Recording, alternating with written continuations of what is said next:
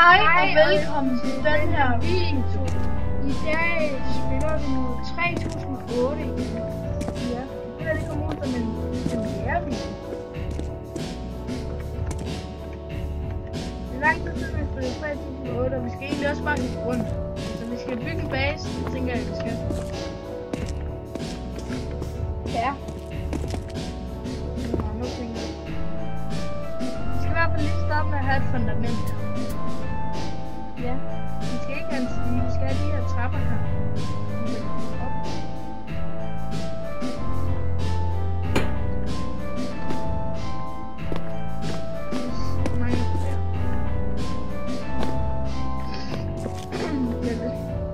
Vi uploadede jo for 2 dage siden. Men ellers har vi altså ikke uploadet så meget igen. Ja. Tobias har været på ferie, og jeg kunne ikke uploade uden ham.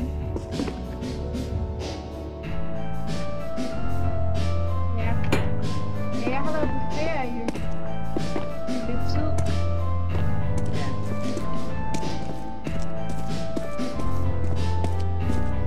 Nu går vi bare lige rundt og finder nogen, så vi tager ned fra ham, der dybt med.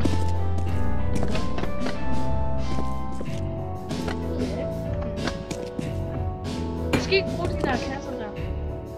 Det ved jeg godt, men vi skal bruge den her. Ja.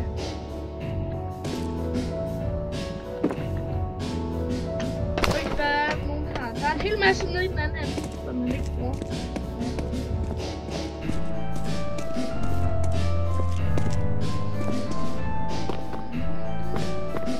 Ja. Jeg kan godt se på min inventory, at vi har spillet lidt tid. Ja, men det var, vi skulle lige finde hinanden. Hold muligt. Ja. Så det finder vi her.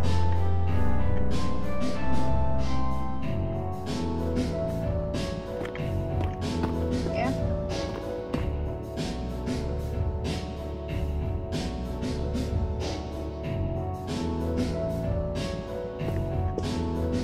Okay. Okay, så er vi heroppe nu. Så hvis jeg lige tager den. Nej.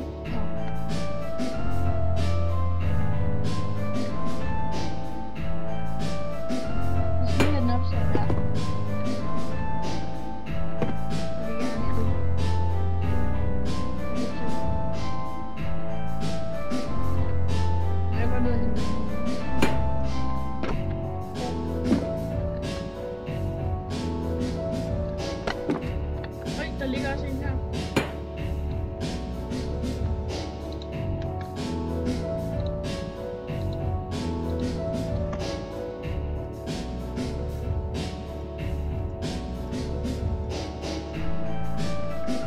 Det er alt det noget, jeg har. Ja, vi skal bare lige have et bord til.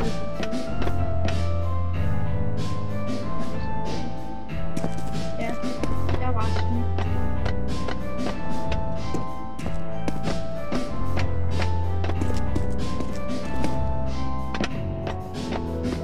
Ja.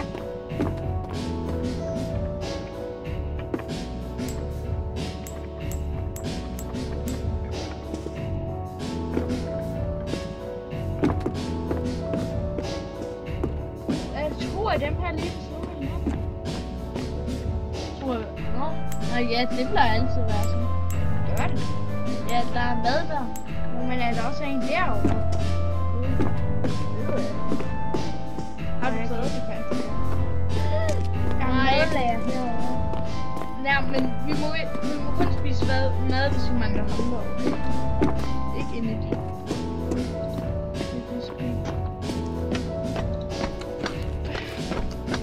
Her er det. I spillet? Ja. Nej, det er det. Jeg var på 16. Var du? Ja.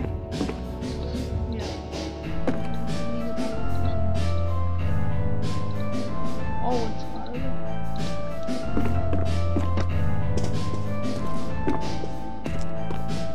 Så har jeg nogle diesel. Wow, jeg skal lige have sat et waypoint her, så vi skal lige her. Nej, vi har ikke noget lys. Der er en lys op på tilbage. Vi skal have mere lys.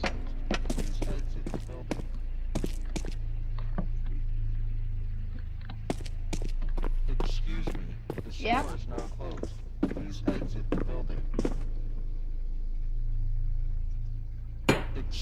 Det er allerede nat igen. Nej, jeg blev flækket helt. Hvordan kunne han nå mig? Han hoppede. Han kan ikke komme op. Kan han ikke? Fuck, gjorde han det? Der var vist en, der kom til at vandle! Shit, han er efter mig, jeg er 28 oppe, jeg er 28 oppe, ikke? Please exit the building. Excuse me. The Nej! store is now closed. Please exit the building. Nej, det er gået. I det mindste så har jeg et wow, han kommer! Åh, min kud. Nej! Altså, jeg døde også. Altså. Nej. For helvede. Tag en Rubik's Cube. Ja, bare tage den med. 2000 meter væk. Oh my god. Nej, jeg har det længste spawn væk fra. Jeg skal have et toilet. Skal du have et toilet? Nej. Jo. Nej. Jeg siger, vi skal have et toilet, så skal vi have et toilet. Vi skal ikke bruge det til noget. Åh nej, jeg bliver angrebet igen. Jeg blokker af med den her. Excuse me. The store is now closed. Please exit the building. Excuse me. The store is now closed. Please exit the building.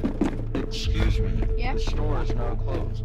Please exit the Sidste gang vi spillede... Fuck dig! Sidste gang vi spillede, der var det vist, at vi fangede en af dem. Ja, men der optog vi det ikke. Ja. Der fangede vi en af dem, der jagter en hele tiden. Yes, jeg slap væk.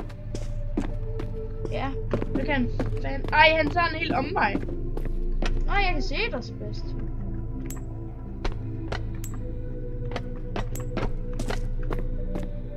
Men lige hvor er du henne?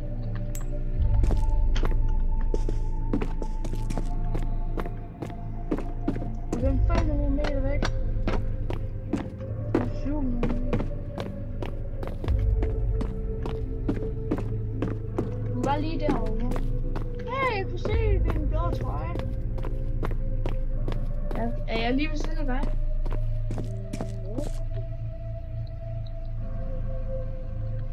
Jeg kan ikke se dig. Jeg er også lidt længere fremme, end du er. Ja. Mad?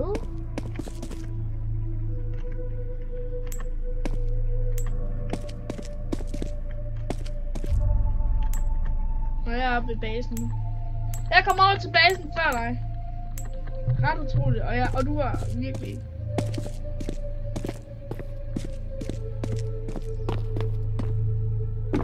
Shit, der kommer en løbende, Tobias! Ja. Kan han komme op? Han er over ved dig. Han kommer op! Det er jo ikke særlig sikkert endnu. Men det bliver det. Måske. Men jeg må ikke dø nu. Nej, der er 3. Jeg kan døde. Nej.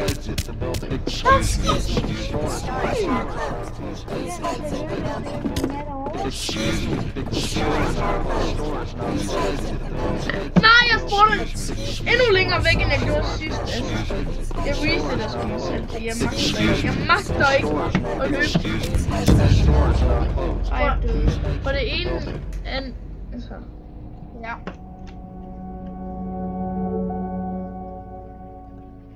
Nej, hvorfor er jeg så uheldig, at jeg resetter mig selv igen? Fordi jeg spawner flere 1000 meter væk. Jeg spawner kun 1000 meter væk.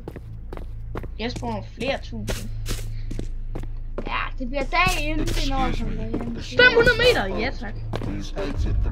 Jeg er jo så heldig. Det bliver dag lige om lidt. Ja. Eller det håber vi på. Det bliver dag lige om lidt. Ja. Jeg skulle lige til at sige, at jeg er sikker på, at det bliver dag lige inden jeg nåede hjem. Det gør jeg også.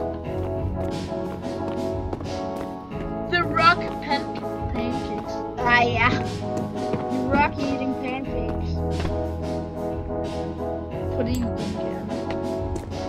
Jeg tror ikke, det er med. Hvad? Jeg tror ikke, det er med. Ja. Hvad sker der? Yes, ham der han er skrevet. Jeg tror han er lige. Jeg tror ikke, han er skrevet. Men vi skal lige se, hvad der er herinde. Jeg fortryder lidt, at jeg tog alt noget her. Der er sværsisk mad. Nej, prøv at se her! Hold nu op, han har en stor madresul. Ham her. Ja. Han er i hvert fald meget vand. Inventory fuld. Ups, han er kommet tilbage. Jeg skal nok droppe det til.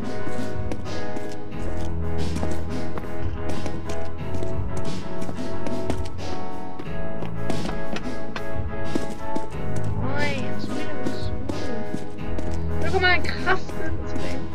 Ja. Hvorfor har du placeret så meget mad dernede?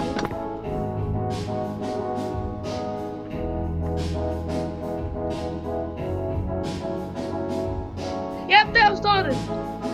Food replaces every Monday and Friday. Also what day? Hvilken dag er det? Det ved det står der. Prøv at se alt den mad, vi har.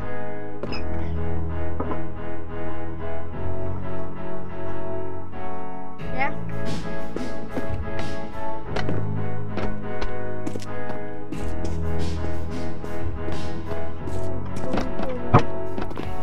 Ja. Ja. Måske skal vi prøve at se, om vi kan fange endnu mere. Det er for risikabelt, og jeg gider ikke. Hvis vi dør af alt muligt pis.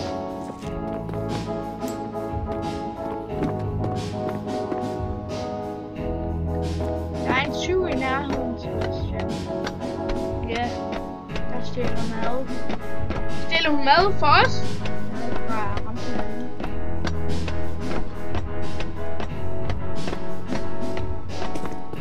Vi skal nu have så meget vi kan. En nat.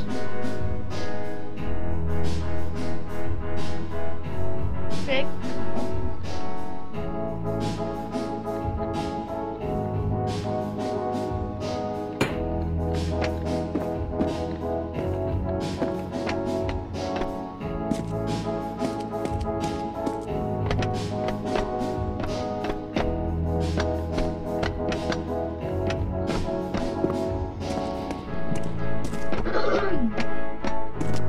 Ja.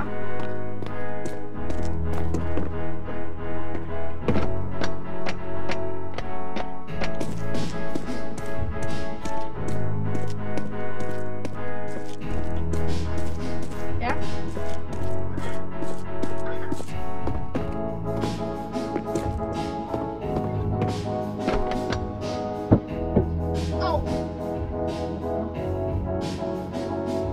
Jeg kommer lige til at gå frem og tilbage, fordi jeg skal lige oplade.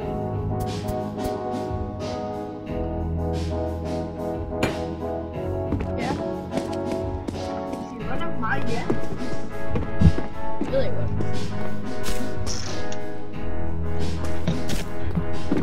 Ah.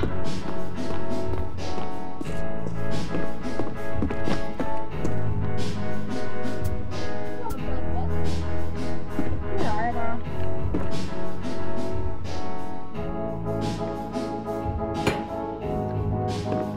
Ved du hvad, nu er jeg sådan en, der bare går en nakker. Shit, han så det ikke.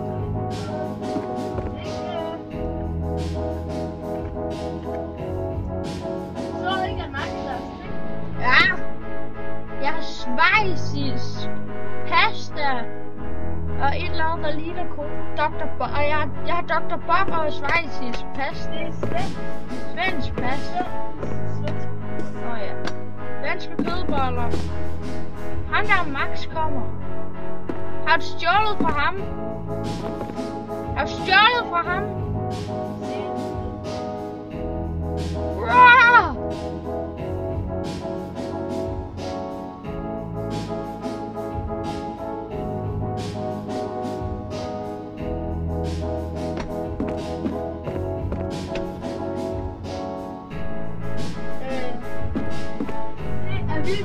se her. Lad os se, hvad han skriver. Ja.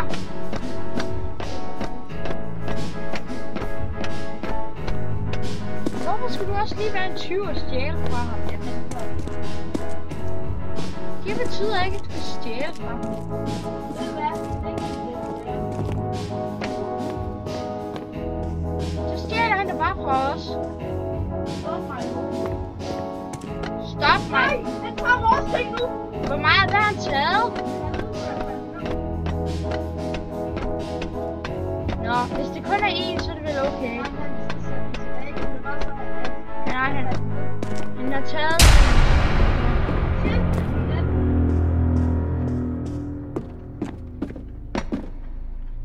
Nej, han har taget en palle. Nej, han har sat lidt. Nej, han har bare sat lidt. Jo, han har. Den palle, som maden stod på. Den står her. Den palle, som maden stod på. Ja.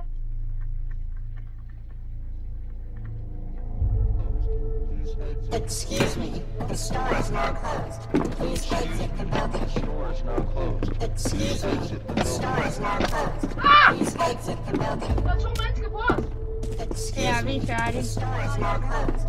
Please exit the building. Ja, nu kommer jeg op og snakker, fordi det er nat nu, så kan jeg lige... Excuse me. The Ja, men jeg skal lige vende sammen, så Ja, jeg så er det ham, der har gjort det. Det er ikke mig. Excuse me. The store is now closed. Please exit. Jeg står et sted, hvor han ikke kan tage mig. Eller vent lige hvad?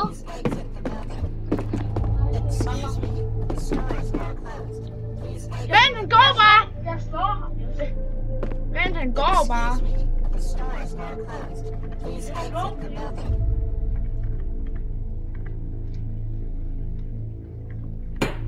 Excuse me, the store is now closed. Please exit the building. Excuse me, the store is now closed. Please exit the building. Excuse me, the store is now closed. Nå, nu for... Exit the building. Excuse me, the store is now Nej, closed. der er en pige deroppe. Excuse me. The store is now closed. Excuse me, Please exit the building. Åh, shit. Excuse me. The store is now closed. Jeg er død. Please exit the building. Ved du? Ja. Jeg er ikke død endnu. Jeg bliver bare ved med at slå ham igen.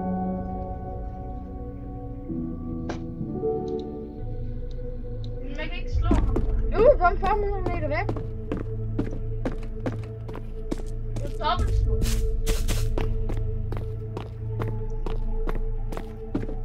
Den ene ting er væk. Ja, han kommer. Hvad laver han?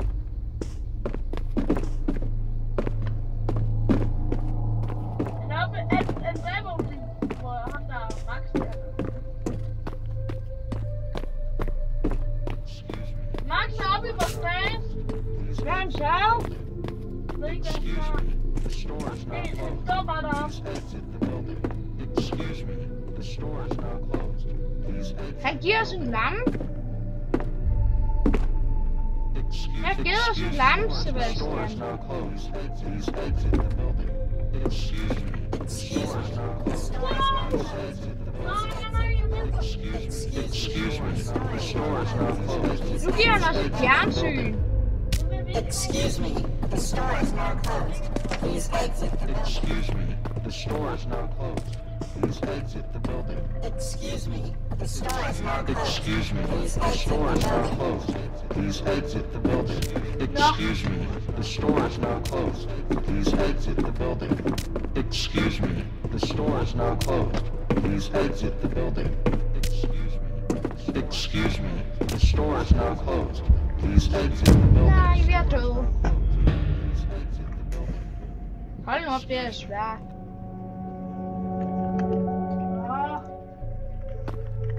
Og nu dør jeg også. Thanks God, der døde jeg. Ja. Jeg forsøger at komme tættere på.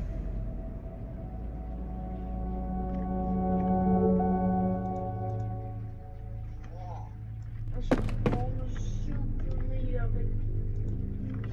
Eller det er faktisk dejligt. Nej, jeg kom til at lige. Ej, kom du til det? Ja, det var et uheld. Skulle du reset dig selv? Ja. Excuse me.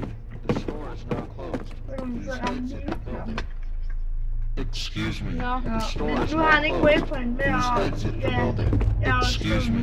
The store is now closed. vi Må må Please fortsætte med exit det the her anden building. dag. Excuse Vi me. håber, at I The kan lide store den is her now video. closed. Vi Please ses. exit the building. Hej.